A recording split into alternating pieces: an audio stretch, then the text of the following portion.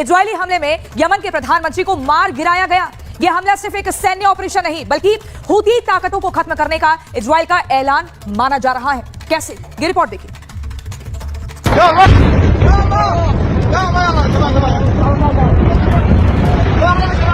Israel ने Yemen पर बरपाया कहर।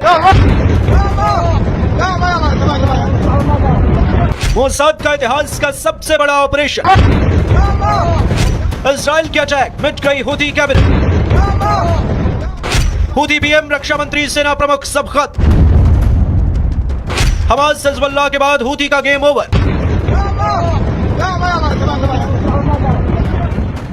लाल सागर की टेंशन पर इजरायल का एक्शन। इजरायल ने ऐसा हमला किया कि मिडिल ईस्ट में जंग की आंधी और तेज हो गई। यह सिर्फ एक हमला नहीं, यह मोसाद का सबसे बड़ा ऑपरेशन क्लीनअप है, जिसमें हूती कैबिनेट का सफाया कर दिया गया। यमन के हूती विद्रोहियों ने पुष्टि की कि इजरायल हवाई हमले में उनके प्रधानमंत्री अहमद अल रहावी मारे गए। यही नहीं, इस आत्मघाती हमले में कई और मंत्री भी ढेर हो गए। हूती रक्षा मंत्री मोहम्मद अल अतिया और चीफ ऑफ स्टाफ मोहम्मद अब्द अल करीम अल घमारी को भी निशाना बनाया गया, जिनके मारे जाने की आशंका है। हूती रिपोर्ट के अनुसार इजरायल के सालाना सरकारी समीक्षा बैठक को निशाना बनाया। उस वक्त प्रधानमंत्री के साथ दूसरे मंत्री भी वहीं मौजूद थे और सभी मौत के घाट उतार दिए गए। प्रधानमंत्री अहमद अल रहावी और उनके मंत्रियों की मौत की घोषणा की गई। इजरायली आर्मी ने 28 अगस्त को सना में हमले किए थे। हमले से पहले हूती लड़ाकों ने इजरायल पर मिसाइल और ड्रोन से हमला किया था। आईडीएफ ने कहा कि एयर स्ट्राइक में हूती मिलिट्री ठिकानों और राष्ट्रपति भवन को निशाना बनाया गया। वहीं यमन के अधिकारियों के मुताबिक इन हमलों में कम से कम 10 लोग मारे गए और 90 घायल हुए। यह हमला सीधे तौर पर इजरायल के प्रधानमंत्री नेतन्याहू की मंजूरी से हुआ। इजरायल के विदेश मंत्री ने कहा कि हमने चेतावनी दी थी कि जो भी इजरायल के खिलाफ हथियार उठाएगा उसे सजा मिलेगी। उन्होंने कहा, हमने हूतियों को पहले चेताया था कि बुरे काम का अंजाम बुरा होगा। एक इजरायली सैन्य अधिकारी ने बताया, हमने सही समय पर सटीक जानकारी के आधार पर तेजी से हमला किया। इन हमलों में हूती विद्रोहियों के कई बड़े नेताओं को निशाना बनाया गया। ये कोई रूटीन स्ट्राइक नहीं थी, बल्कि हूती के टॉप लीडरशिप को खत्म करने की बड़ी कार्रवाई थी। लेकिन अब हूती विद्रोही कह रहे हैं, खून का बदला खून। जवाबी हमले की खाई कसम। यमन के हूती विद्रोहियों ने इजरायल से बदला लेने की कसम खाई। इजरायली हवाई हमले में अपने प्रधानमंत्री अहमद अल रहावी और कई वरिष्ठ नेताओं की हत्या के बाद हूतियों की ओर से बयान जारी करते हुए कहा गया है, हूतियों ने कहा कि वे अपने नेताओं की मौत को याद रखेंगे। इन मौतों का हिसाब इजरायल से जरूर चुकता किया जाएगा। हूतियों की समूह की सर्वोच्च राजनीतिक परिषद के प्रमुख मेहदी अल मशात ने कहा, हम अल्लाह यमनी लोगों और शहीदों के परिवारों से वादा करते हैं कि इजरायल से बदला लेंगे।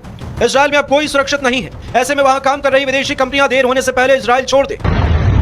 इजरायल ने यमन को अपनी ताकत का लोहा मनवा दिया है। मोसाद का अब तक का सबसे बड़ा ऑपरेशन, हूती नेतृत्व का सफाया और लाल सागर की जंग में इजरायल की बड़ी जीत। अब सबकी नजर इस पर है कि ईरान इस हमले पर क्या जवाब देता है। Bureau report, Republic Bharat.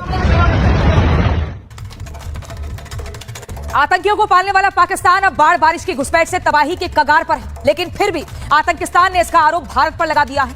Pakistan का कहना है कि भारत जानबूझकर पानी छोड़ रहा है और इसी वजह से उनके कई इलाकों में तबाही मच गई है। क्या सचमुच भारत पानी छोड़कर पाकिस्तान को डुबो रहा है या फिर ये सिर्फ पाकिस्तान का एक सियासी प्रोपेगेंडा है?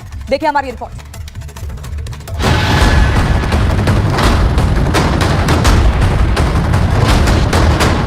जिधर देखो सिर्फ पानी ही पानी और सिर्फ परेशानी। खस्ता हाल पाकिस्तान अब बाढ़ की मार झेल रहा है। पिछले कई दिनों से पाकिस्तान के पंजाब प्रांत की यही कहानी हो गई है।